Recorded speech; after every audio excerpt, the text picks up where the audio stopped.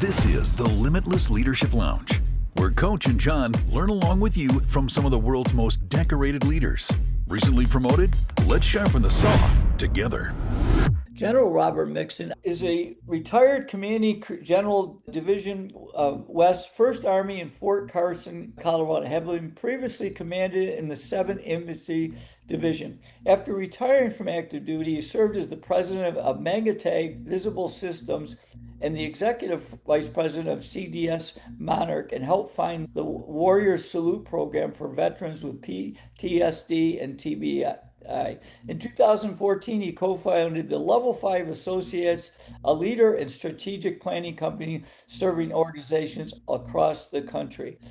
And Robert is also the author of many books, and The Power of Being All In is his most recent book that I had the pleasure to read and recommend to my network. So without further ado, General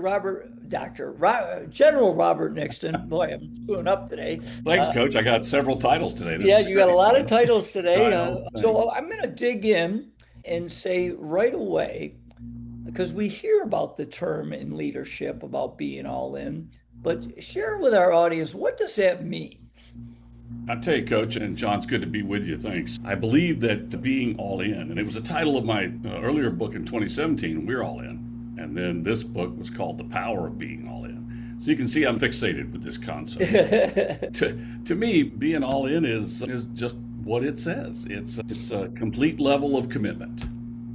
I think being all in is a complete level of commitment. Wow. And it is a hallmark of a culture of commitment, which is blinding flash of the obvious, but many cultures in business and elsewhere are not trademarked or characterized by a culture of commitment. They're more of what I call the culture of compliance. And so we got a problem. We got a problem that we need to solve as leaders. Yeah. And General Mixon, first of all, thank you for your service and thank you for all that you've done. Tell us about your time serving and about how that really informed your all-in perspective. Okay, John, I could probably tell everybody I was born in a log cabin in Georgia and walked uphill to school and barefoot in the snow, like in Rochester, where I had to live in your neighborhood for a number of years, but that wouldn't be true. I did grow up in Georgia, North Carolina, as the oldest of 6 kids, but I wasn't barefoot most of the time, as I recall. And I had the opportunity to be an athlete in high school. And Coach, I think you'll appreciate this. I was a decent football player. I wanted to be a basketball player, but I really wasn't a very good basketball player. But in any case, I ended up being quarterback of my football team in high school there in Atlanta. And if you remember the movie Friday Night Lights, you'll recall we played in county stadiums there in Atlanta, just like in Northern Virginia, and we'd have 10 or 15,000 people come to a football game on Friday nights. Wow. I was decent enough, I guess, in my conference. Every quarterback in my conference went to a major university on a scholarship. And at that point in time, I was probably at the bottom tier, but I still had that hope that somebody would give me an opportunity to go to college, because that was the only way I was going to go.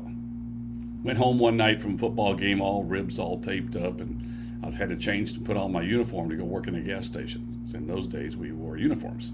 And went into the driveway, driving my mom's car, and it was blocked by a sedan that on the side of it had a big A. And so I looked in the living room, and there were 2 guys talking to my dad that looked pretty athletic. And I walked in the door there, and turns out they were Army football coaches. And they were talking to my dad. And of course, that sort of changed the game, so to speak. And not too long thereafter, because I had some decent grades and things like that, I ended up standing out in the parade field they call the Plain at West Point on the 1st of July, 1970, with about 1,300 other young men from around the world, and embarked on a journey I had no idea what I was getting into. I ended up being a mediocre football player and didn't do a whole lot for the Army program, but I was proud to be on it for a brief period of time. And then began the next chapter, which was being part of what then we would say the Band of Brothers, because it was all male those days. But it was very real. And the cohesion that we had was just incredible, because we were going through some tough times. And so when it was the end of the Vietnam War, the military was being blamed for the war.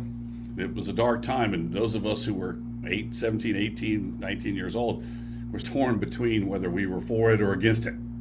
And many of my friends thought I was a lunatic to go to West Point and get my head shaved and march around with all these other guys that were probably on the lunatic fringe too, as Roosevelt used to say. And began a journey that I thought would be a 5-year commitment after I graduated, and was fortunate enough to graduate, because there was a very high attrition rate in those days. It was indeed the culture of compliance. And entered the Army in a very challenging time. And a lot of my contemporaries didn't stay on. It was the end of the draft, the beginning of the volunteer force.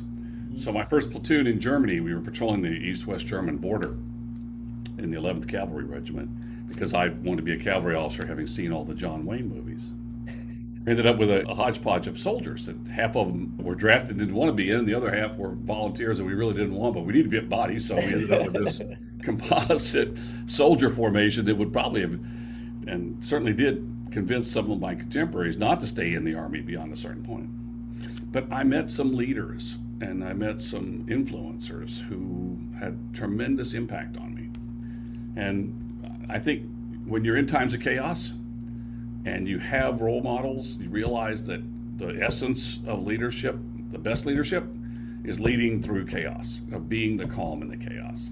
And that imprinted me very early on. So at age 24, I became a troop commander, first lieutenant of 178 soldiers and 4 other officers, and I had an enormous responsibility in this culture of compliance and environment of chaos.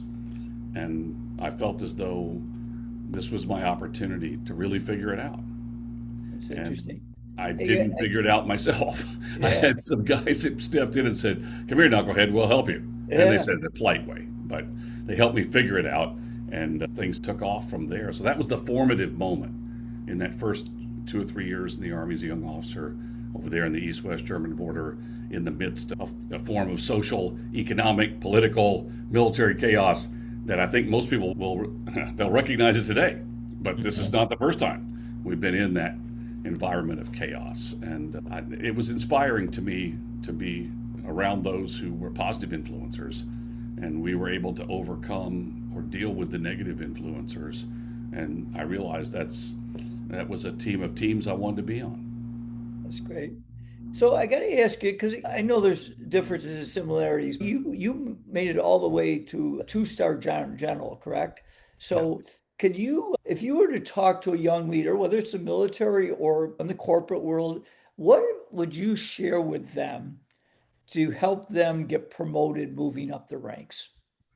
I certainly didn't start out my military career seeking to be a general officer. Those were people who were way beyond the pale. And so we saw one every now and then. They weren't people that we envisioned being. I had some contemporaries who may have shared other dreams, but I did want to be, and as we say in the Army now, I wanted to be all I could be. I wanted to stretch the limits of my potential. And I would tell young leaders, military and corporate, as I do now in my work with Level 5 associates, I say, look, dream big.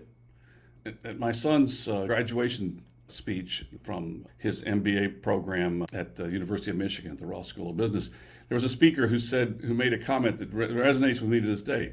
And he said, "I think you guys and gals should die empty. The graveyard is full of unfulfilled dreams. So don't be one of those. Be one of those, when they put you there, you're empty. Your tank is empty because you went after all your dreams." That was later in my life. I heard that speech, but I really and truly wanted to live by that mantra early in my life. I don't think I realized it, but that's what I wanted to live by.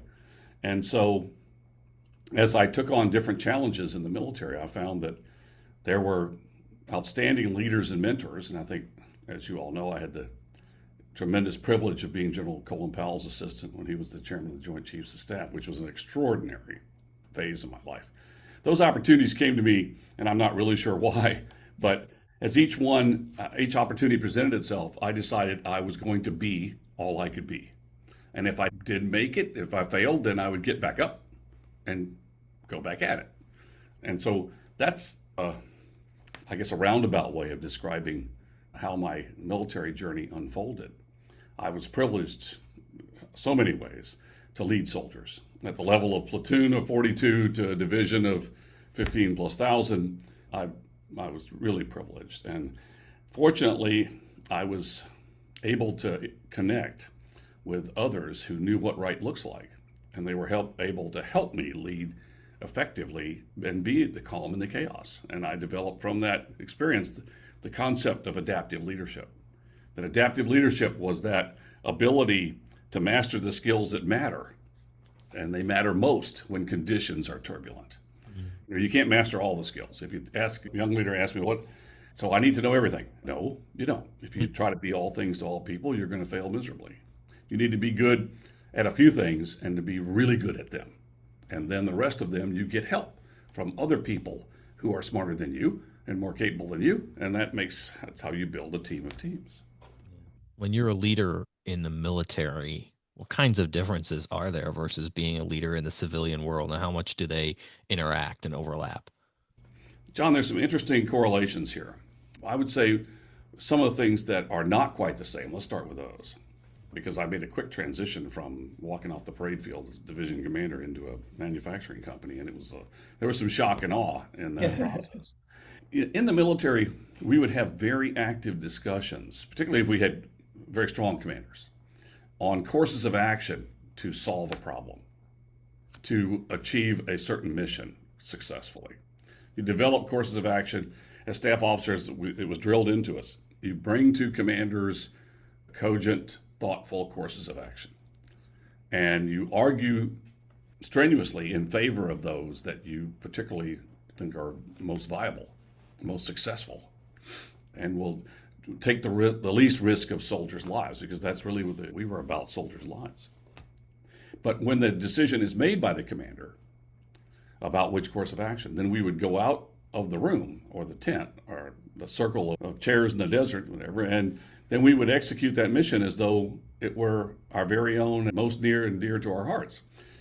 Because disloyalty was a toxic element in military organizations, and we were determined that we would not be disloyal. Of all things, I would be extremely loyal in the room. And if you think about the play Hamilton, we were in the room where it happens, right? The room where we it went happened, out of yep. that room, we were aligned. We were all in. In the corporate world, that's not the case. And in many instances, there were meetings before the meetings, and during the meeting, you get the old Coach Johnson nod, right, up and down. Yes, sir, yes, sir. Like his great basketball teams were that, I'm sure. You get that nod, Coach nod, and then everybody would go out the room and then do what they really wanted to do, and not necessarily what was the plan to do it. Or they would share with each other some of their dissenting opinions about the fact that this wasn't really a good plan, but since I have to do it because John's in charge, I'm going to do it, blah, blah, blah. And so that loyalty factor was not nearly as strong. And that difference was hard for me to reconcile early on.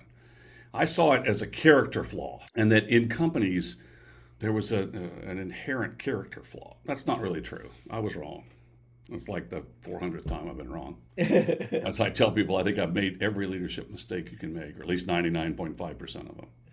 But this was one of them, because I characterized that as disloyalty, when in reality, it was their corporate ethos in the organization you were in. If you had a culture of compliance, then people did what they were told to do, more or less when they were told to do it, and we didn't have discussions of why we were doing it. But I didn't want to be in that culture. I wanted to create a culture of commitment where we're all in. And the challenge became, how do you do that? Do you download a recipe? The internet wasn't that robust in those days. But you still couldn't download a recipe, because this isn't baking. If leadership were baking, then we'd download a recipe and go down the checklist, go down the recipe, and we'd have cultures of commitment, and we'd all work ourselves out of a job, and we could do shows and discussions with each other about all kinds of topics. But we don't have that luxury, because it's not science, it's art. It's art.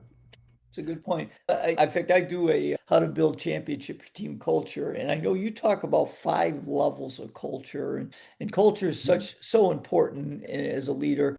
Tell us a little bit about your 5 levels. How do you get to that great culture? There are 5 levels of culture, and that started in my 2017 book, We're All In, which was about culture. The 5 levels of culture are basically levels of growth between compliance and commitment. Okay. So a level 1 culture I call the name tag culture. You're a leader because your name tag says, y'all ever been around people that had the name tag that said, Robert Mixon, sales manager. Okay, I never really understood, even though in the military we had a name with our U.S. Army on it. We didn't have our name in sales manager or platoon leader or whatever it was. We had some symbology, but it wasn't like in your face. I think the name tag culture was toxic because it caused people to try and direct activity in time and space. As you work through the higher levels of culture, then at level 5, you're in that we're all in, the culture of commitment where people belong. And I talk about each of those stages and how you can go from one to the other through focused adaptive leadership to help people buy in. And I think that we're all at some level right now, no matter what organization you're in. You're at one of those 5 levels. First, I would argue that you make an assessment. You make an assessment of where you are. Ask the people in your organization where they think they are. And in the book there, I provide a 12-question survey to give your team and say, okay, team, where do you think we are in our culture, in our ecosystem? Because that's what it really is. The culture is an ecosystem. And then based on that feedback, you develop a plan of action to address those issues that people see as chronic shortfalls in the cultural health of the organization. And you reinforce those that are really standout strengths. And you move the needle. So then you do another survey at another point in time and you benchmark where you are. And it's a moving culture as an ecosystem is not a static entity. And you can't simply say, all right, we're a level 3 culture now. Okay, good. All right, have a nice day.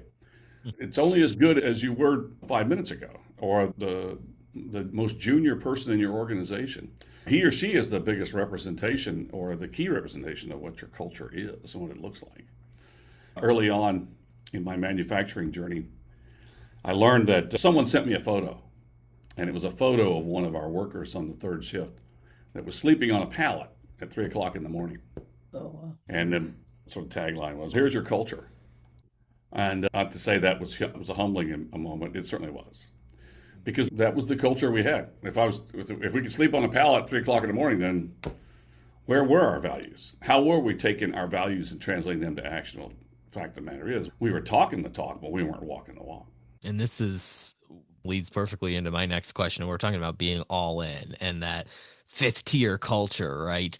But in a world where our attention is so scattered, we have, for better or for worse, there are younger people who are taking job opportunities seemingly just to get to the next one, not to go all in. How do we create an all-in culture with people who might not even ever feel like going all in? I don't know if you're going to get 100% buy-in, John. I used to think that we could create cultures of commitment where everybody was all in. I think reality indicates that's not true. You're going to create a culture of commitment when I'd say the majority of people in your team are all in. And what's that majority? 2/3, something like that. And there are ways you measure, again, like we talked about measuring your healthier culture. You have to continually keep your ear to the ground, at least say in the cavalry, to hear which way the buffalo are coming. You got to put your ear to the ground. You got to be aware of that. But you got to also realize that some people are never going to take the plunge. They're never going to make that step because their heart's not in it. But if you get 2/3 of the leaders in the organization that do it and adopt the language of healthy culture, a world-class culture, you're going to be a whole lot better organization than you were before that time.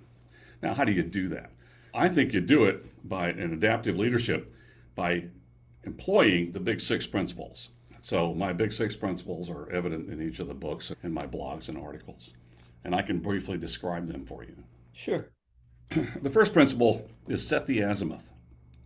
The azimuth is the cardinal direction of your organization. I'd say 90% of people ask me what an azimuth is because they don't know. An azimuth, I got that from the military. A scouting term, scouting uses it too. But it's basically, what's our cardinal direction? What's our true north? And that consists of, what's our mission? Who are we? What do we do? Why do we do it? What's our intent? I don't like vision very much because I think it's too vague. Intent, again, I took from the military, and basically that is, what does success look like? What's our end state? What are the key tasks we have to get to for that end state? Usually it's a 2 to 3 year horizon in business of success of an end state. And the key tasks that have to be associated with it, and then the why, as Simon Sinek says and others. Why are we doing this? What does it mean to our mission? So you take the mission and then you take the intent, which cascades from the mission to provide a crystallization process with metrics for the key tasks, because I think that which is measured gets done. The third component of the azimuth are values. What do we believe in? Whether it's respect, integrity, loyalty, honor.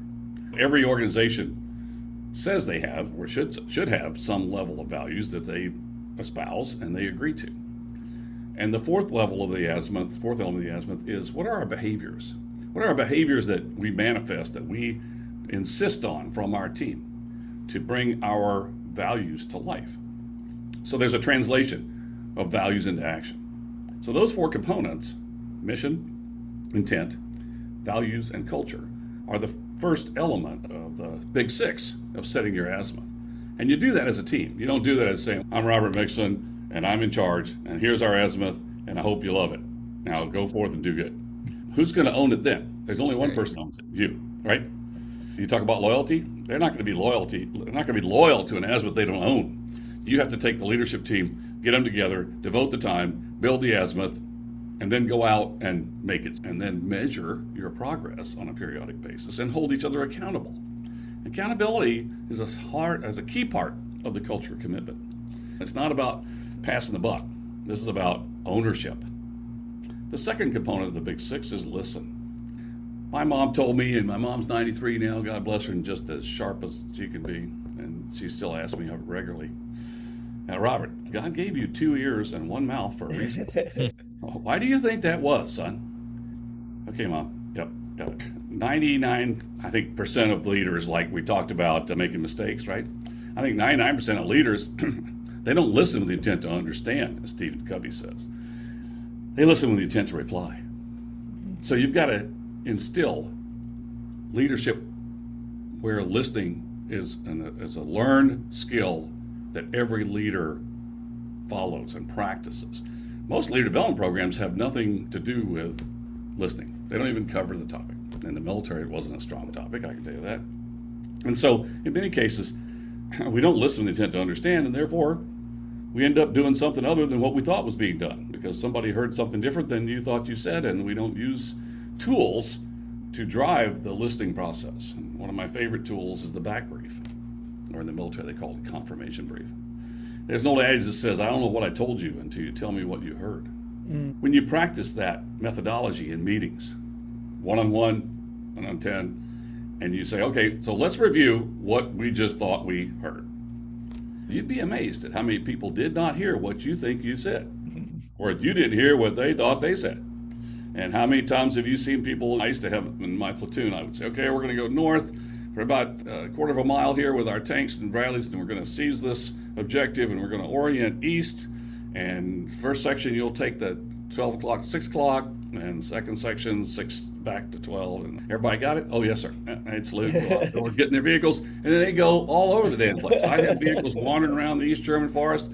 Fortunately, if they didn't run out of fuel, they'd run into the Russians, and we'd have World War III. But it would be no intent, so to speak, of doing what I thought they heard me say we did. And it's hard to stop a tank at night in the dark in the woods, I'll just tell you right now. 64 tons is roaming around the woods, and you can yell all you want, it's not going to do any good. Wow. So listening is a learned skill, but it's essential in the Big Six. The third component of the Big Six is trust and empower. Empowerment is the manifestation of trust. You have to be deliberate in developing trust in your organization by empowering others, holding them accountable, underwriting mistakes, and having them earn that trust. And you earn theirs every day. So when you build your personal leadership philosophy, for example, you're putting out there, this is who I am and what I represent for your team, and we do that together in my workshops. And now they're going to hold you to it. And you have to walk the talk, and they should have to walk the talk. The fourth component of the Big Six is do the right thing when no one's looking. That, as we say in the Pentagon, that briefs, okay, yeah, we're all going to do the right thing when no one's looking. Yep. Okay, Robert, thank you very much. Now let's go out and do good. And they go out the door and do whatever they feel like doing. I drove to work this morning here in sunny Melbourne, Florida, where it is, by the way, 50 degrees, and people are wearing 3 layers of clothes. So the speed limit out here on Wickham Road is 40 miles an hour. I can assure you that is just a suggestion. 90% of the people out here, 40 miles an hour, they think something's wrong with your car. Somebody will text the AAA and say, hey, Robert Mixon's car, it's only going like 42 miles an hour. Can you get out, send the tow truck out here and get him? So we say do the right thing. That doesn't mean we do it.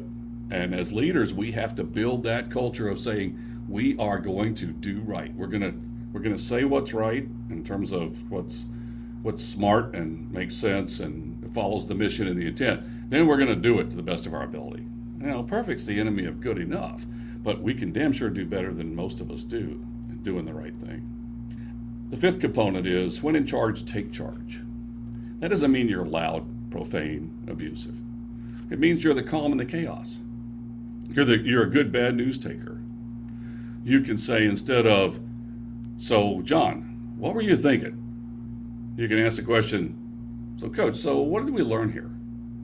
Think of the difference in those two questions. And when I worked with General Powell and other great leaders, they would frequently use that terminology. Not, Robert, what were you thinking? But, so Robert, what did we learn here? Even in the times of when things were pretty gooned up, people own the problem when it's a learning experience instead of a blaming experience. And the culture of commitment is the hallmark culture of commitment is we're a learning organization. We still got accountability. That doesn't mean we're going to coddle everybody. It means that we are committed. We own it. And we're going to underwrite mistakes that are made from honest effort. The sixth component of the big six is balance. Balance the personal and professional. Everybody thinks it's how much time you spend in the parking lot and how much time you're at home. It's work-life balance. And we hear all these and see all these articles about time management. It's on my LinkedIn. You all have LinkedIn accounts. I've got a new Substack account, robertmixon.substack.com. Shameless promotion here. But there are all kinds of articles on there about time management. You can't manage. Time's finite.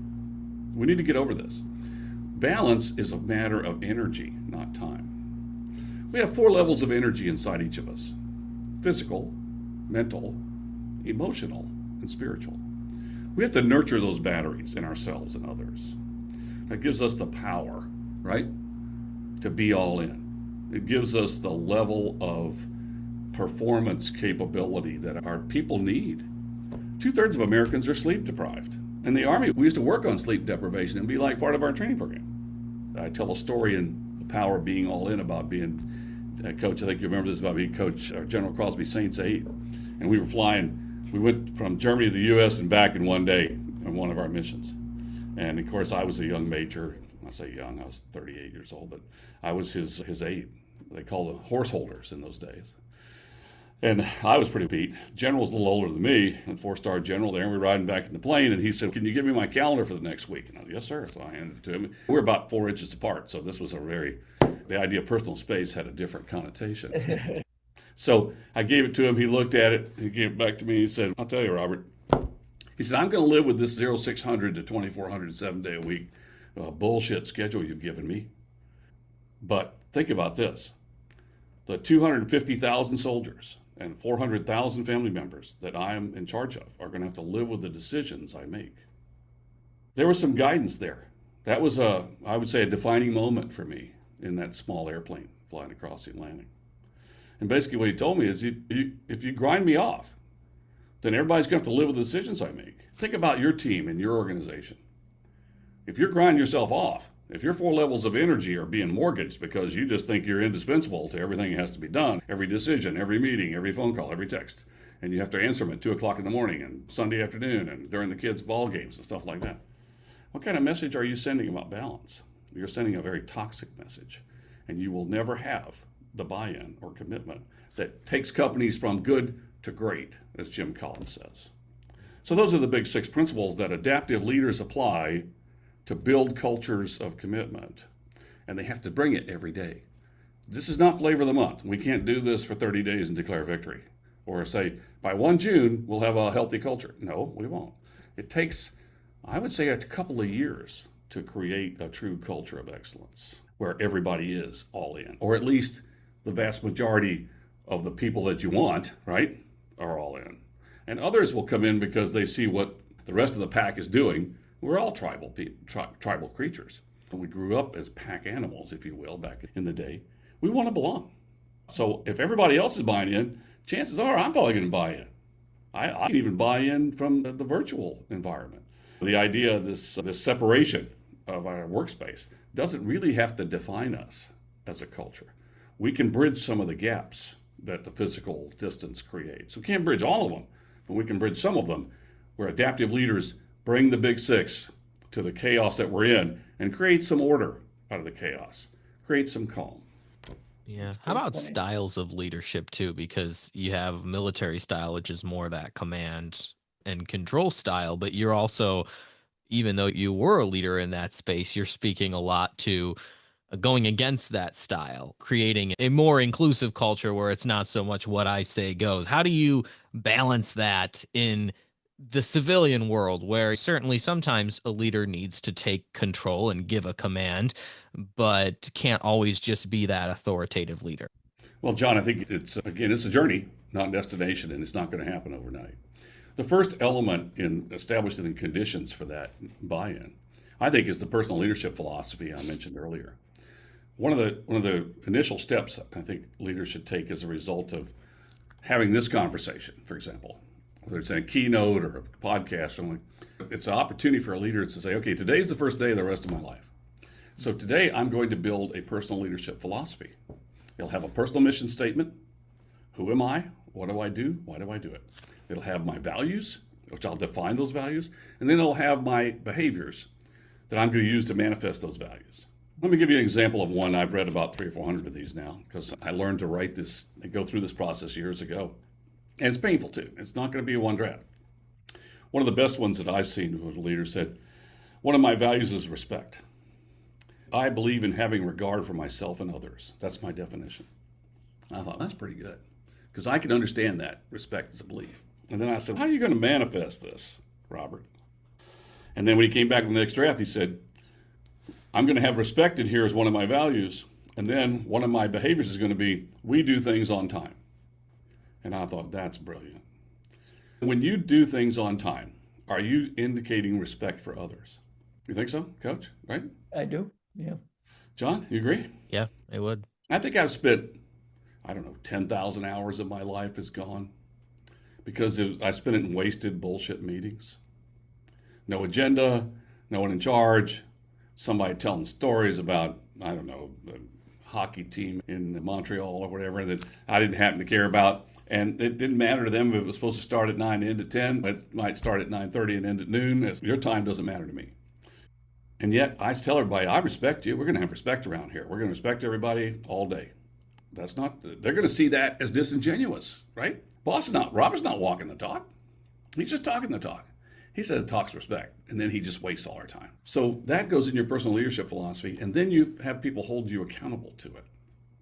And then you give that philosophy to everybody in your organization and say, this is who I am. And you sign it and you date it, because then it's a contract that you have made with the people around you.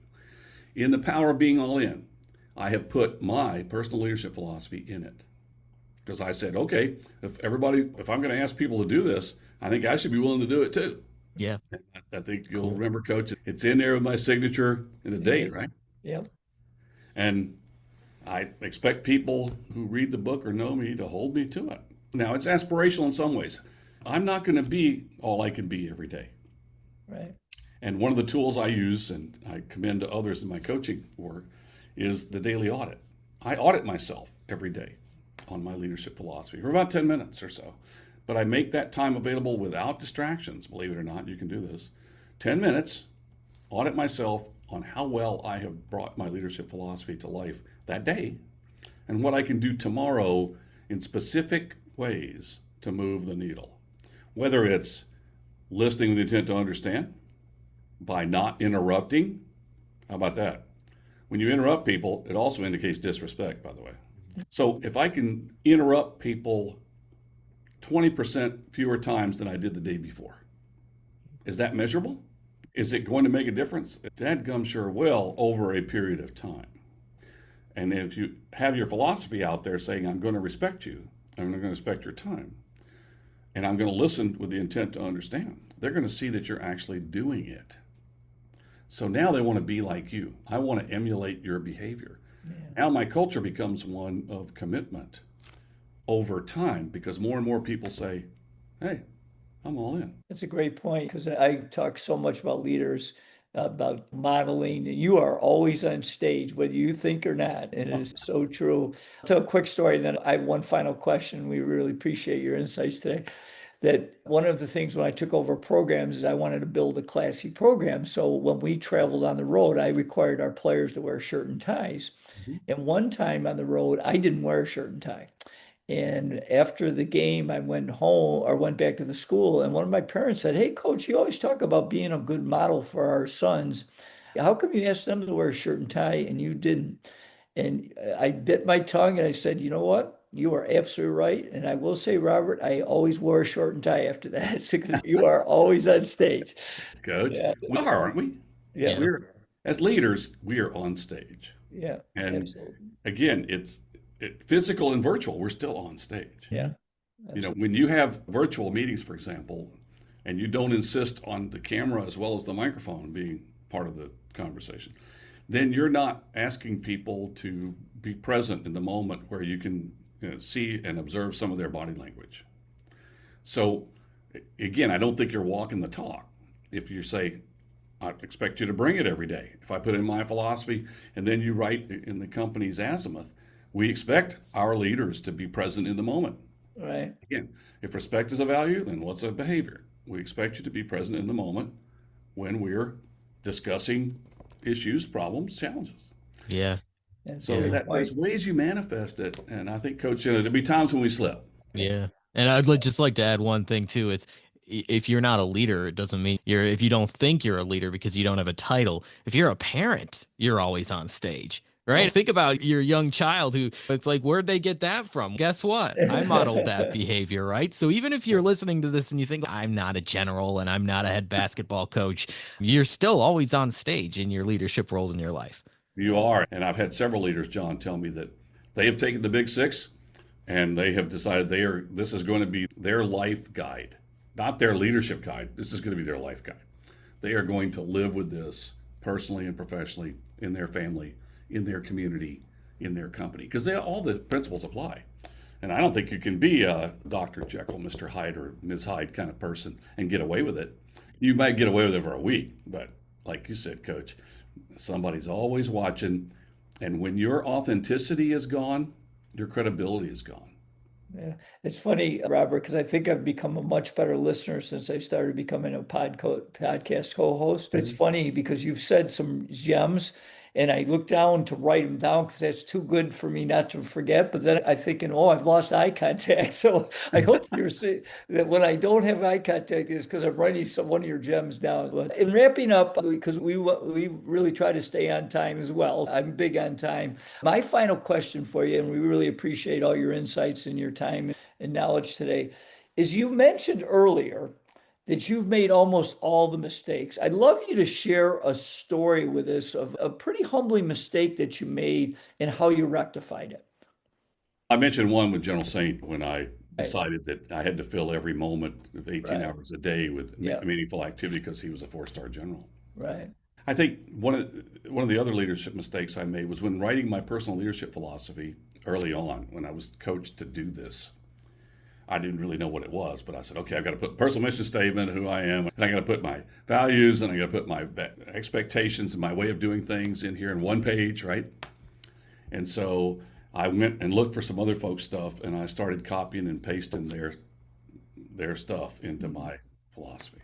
And boy, it looked good, Coach. I had a beautifully written philosophy. And I showed it to a few of my trusted agents, that people inside my circle that I knew would tell me the deal. And one of them, I asked this one question, Coach, with each one. I said, does this look and sound like me?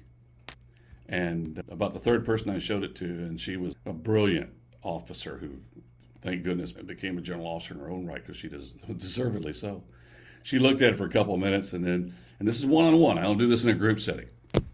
And she looked at it for a few minutes and looked back at me and said, no, sir, this does not look and sound like you. This looks and sound like you copied some other stuff from people. Oh, my goodness. What did John Wayne say? Life is tough. It's tougher if you're stupid. That was a classic indicator that yours truly had done something stupid.